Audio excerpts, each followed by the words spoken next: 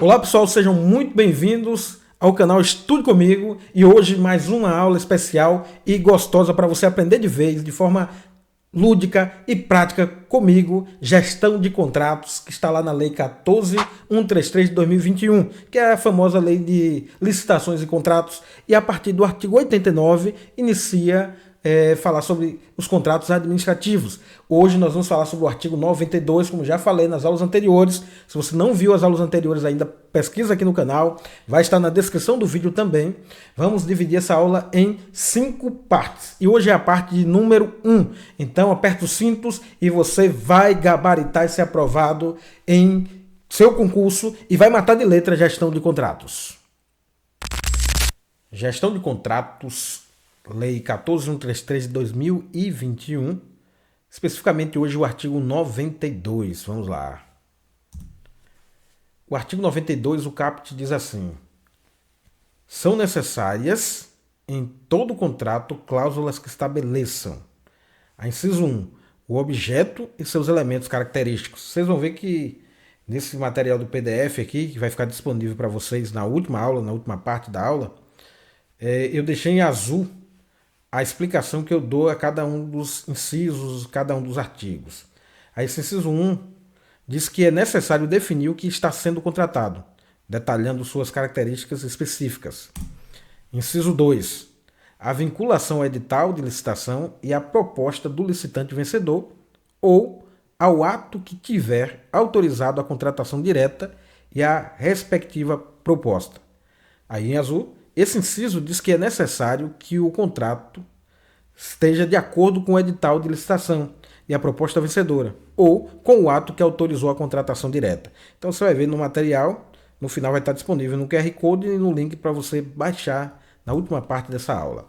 Inciso 3. A legislação aplicável à execução do contrato, inclusive quanto aos casos omissos. E lembre que o caput diz o que é necessário. Então esse inciso diz que é necessário determinar a legislação que regerá a execução do contrato e como serão tratados os casos não previstos na respectiva lei. Inciso 4. O regime de execução ou a forma de fornecimento. Esse inciso diz que é necessário especificar o modo como o objeto do contrato será executado ou fornecido. Inciso 5. O preço e as condições de pagamento, os critérios, a data-base e a periodicidade do reajustamento de preços e os critérios de atualização monetária entre a data do adimplemento das obrigações e a do efetivo pagamento. Então, explicando aqui em azul, esse inciso diz que é necessário definir o valor do contrato, as condições de pagamento, os critérios de reajuste de preços e a atualização monetária.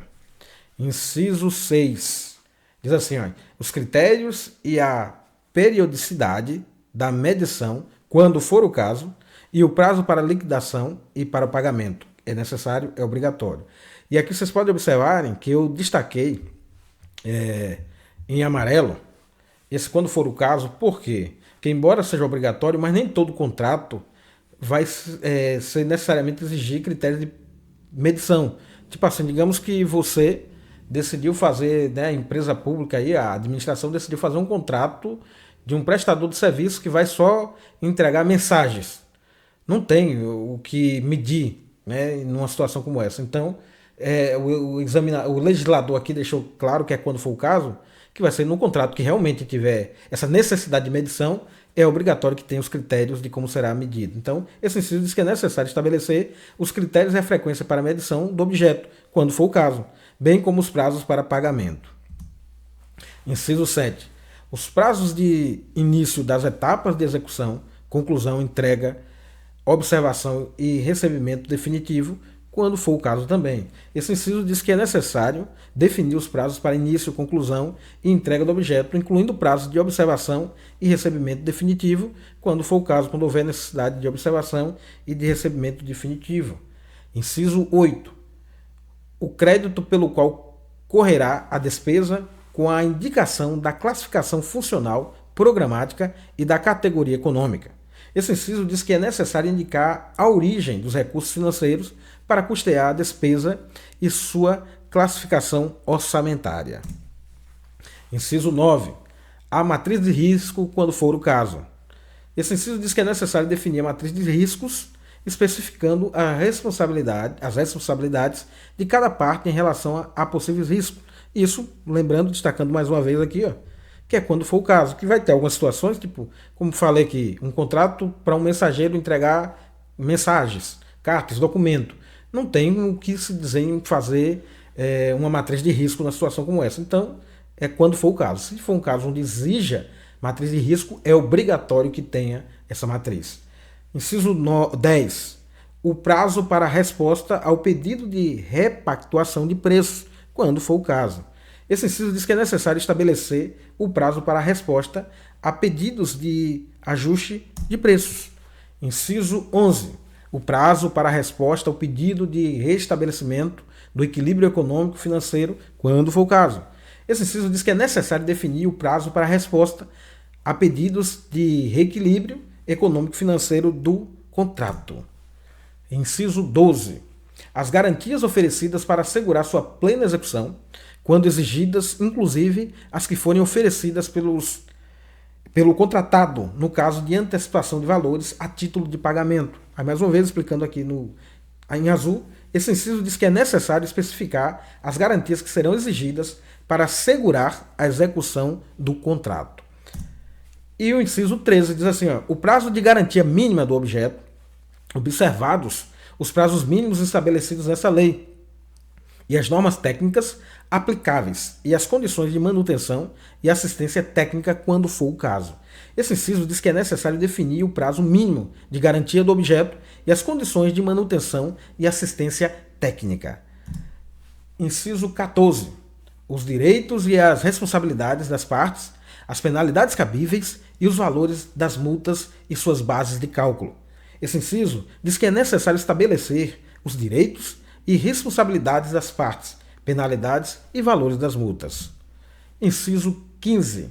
As condições de importação e a data e a taxa de câmbio para a conversão, quando for o caso. Lembrando, mais uma vez, aqui vai ser quando, tipo, se houver uma necessidade de um contrato onde vai importar, onde vai comprar em vez de ser em real, em dólar, aí sim, quando for esse caso, é obrigatório que se tenha câmbio para conversão. Então, por isso que o legislador aqui falou em quando for o caso.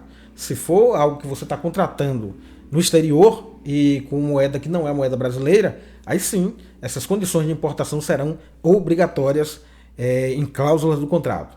Esse inciso diz que é necessário definir a condição de importação e a taxa de câmbio aplicável. Inciso 16. A obrigação do contratado de manter, durante toda a execução do contrato, em compatibilidade com as obrigações por ele assumidas, todas as condições exigidas para a habilitação na licitação ou para a qualificação na contratação direta. Esse inciso diz que é necessário determinar que o contratado deve manter todas as condições exigidas para habilitação ou qualificação durante a execução do contrato.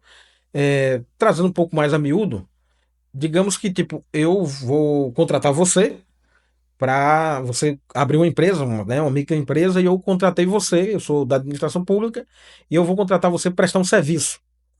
Na hora da contratação vai ser exigido uma série de coisas, né, que você esteja habilitados, né, em idoneidade, se você não emprega menor, a não ser no caso de jovem aprendiz, e vem condições, você está com certidões negativas de débitos trabalhistas e outras cositas más. Se na hora da contratação é essas exigências que eu faço a você, e você vai ser contratado, né, pela administração pública, é dever seu, como quem foi contratado, que permaneça estando sempre idôneo, sempre garantindo que tudo aquilo que você fez para estar habilitado permaneça enquanto você estiver prestando serviço para a administração pública. Inciso 17. A obrigação de o contratado cumprir as exigências de reserva de cargos previstas em lei, bem como em outras normas específicas, para pessoa com deficiência, para reabilitado da Previdência Social e para aprendiz. Esse inciso diz que é necessário estabelecer a obrigação do contratado de cumprir as exigências legais de reserva de cargos para pessoas com deficiências, reabilitados e aprendizes. Não esqueça disso. Inciso 18. O modelo de gestão do contrato, observados os requisitos definidos em regulamento. Esse inciso diz que é necessário definir o modelo de gestão do contrato conforme os regulamentos aplicáveis. Inciso 19, os casos de extinção. Esse inciso diz que é necessário especificar os casos em que o contrato poderá ser extinto. E aí, meu povo, são diversos incisos. E você precisa estar com esses incisos na ponta da língua. Então, uma estratégia que eu uso e é muito bom para você memorizar é você tentar garantir, sempre quando você tem diversos incisos, tentar garantir que os incisos caibam na sua mão. Então, eu chamo aqui de juntando os incisos nos cestos de similaridade ou ideia comum. É isso aí, pessoal. Essa foi a parte 1. Agora, o próximo vídeo será da parte 2 para você dar continuidade à compreensão do seu estudo.